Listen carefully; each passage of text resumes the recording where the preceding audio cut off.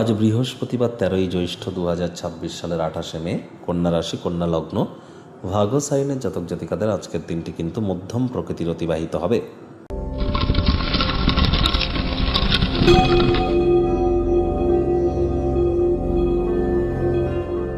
ভিডিওটির শুরুতে স্ক্রিনে আপনারা দেখতে পাচ্ছেন বৃহস্পতি গ্রহের বীজ মন্ত্র ওম গ্রাং গ্রিং গ্রং স গুরাবে নামা। সকাল দুপুর সন্ধ্যা 3 বেলায় বৃহস্পতির এই বীজ মন্ত্র আপনারা 108 বার জপ করুন, অত্যন্ত উপকৃত হবেন।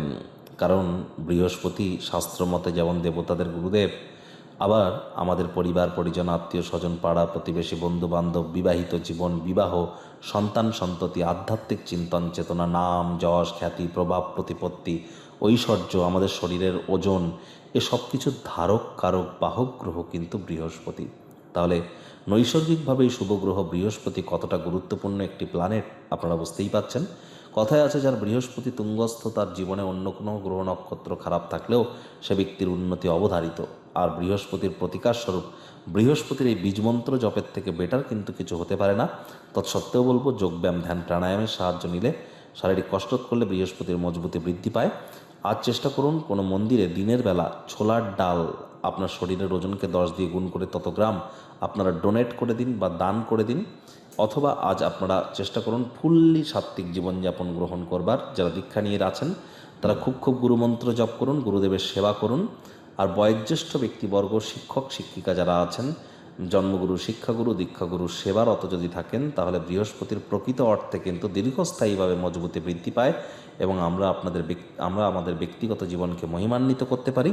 আজ ভুলেও ব্লু অর্থাৎ নীল রঙের ড্রেস পরিধান করা থেকে আপনারা বিরত থাকুন। ভাগ্য মিটার আজ আপনাদের বলছে 7 আউট অফ 10 ভাগ্য আপনাদের অনুকূলেই থাকবে। স্বাস্থ্য, প্রেম, দাম্পত্য কয়েকটি ব্যাপারে আপনাদেরকে একটু সাবধানতা অবলম্বন করেই চলতে হবে। কায়িক পরিশ্রমের কারণে শরীরে ক্লান্তি আপনারা অনুভব করতেই পারেন। ওজন বুঝে ভোজন গ্রহণ করুন। রাস্তাঘাটে সাবধানে গাড়ি ঘোড়া চালান। কোনো প্রকার নেতিবাচক অনুভূতির আশ্রয় ভুলেও যেন গ্রহণ করবেন না। হতাশা কিন্তু গ্রাস করতেই পারে। আজ আপনি যদি লক্ষ্য করেন যে আপনার ইচ্ছা শক্তি আপনি হারিয়ে ফেলছেন, তাহলে আপনার উচিত আপনার প্রকৃত সম্ভাবনাকে উপলব্ধি করা। এর জন্য যোগব্যায়াম, ধ্যান, প্রাণায়াম এগুলির সাহায্য নিতে হবে। আজ প্রচুর ভালো আইডিয়াস আপনারা পাবেন, নতুন ধারণা আপনারা পাবেন, যা আর্থিকভাবে আপনাদেরকে লাভান্বিত করতে পারে। কিন্তু শুধু আইডিয়া করেই তো লাভ হবে না, সে আইডিয়াকে তো ইউটিলাইজ করতে হবে, কর্মজীবনে তাকে প্রয়োগ করতে হবে। চাকরিজীবীদের অফিসের পরিবেশ এক প্রকার বেশ। বেকার যুবক যুবতীদেরও নতুন চাকরি কর্মসংস্থান প্রাপ্তি হতেই পারে। বেকারদের নতুন চাকরির জন্য রেজিউমি পাঠানো বা ইন্টারভিউয়ে উপস্থিত হওয়ার জন্য দিনটি দুর্দান্ত। রাজনীতিবিদ যারা আছেন, জনসংযোগ বৃদ্ধি করুন, সমাজে পপুলারিটিও বাড়বে। যারা বেশ কিছুদিন ধরে খুব ব্যস্ততার মধ্য দিয়ে সময় কাটাচ্ছিলেন, নিজের জন্য কিছু অবসরকালীন সময় আপনারা প্রাপ্তি করবেন।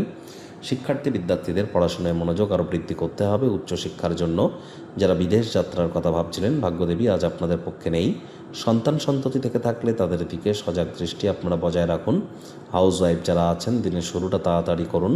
প্রেমিক প্রেমিকা, স্বামী স্ত্রী, না ভাব ভালোবাসা, রোম্যান্স, না তর্ক বিতর্ক, অশান্তি, কোনোটাতেই বাড়াবাড়ি যেন করবেন না। অন্যান্য দিনের ন্যায় আজকের দিনটিকে সাধারণ হিসেবে ট্রিট করবার আপ্রাণ প্রচেষ্টা আপনাদেরকে করতে হবে। শত্রুপক্ষ, বিরোধী পক্ষ একটু হলেও শক্তিশালী থাকছে। আজ পরিবার পরিজন, নিকটে স্থানীয় ব্যক্তিবর্গ, বন্ধু স্বজন সকলের সাথেই ভাব ভালোবাসা বাড়বে। গৃহের পরিবেশ শান্তিপূর্ণ, নির্ঝঞ্ঝাট পরিগণিত হবে।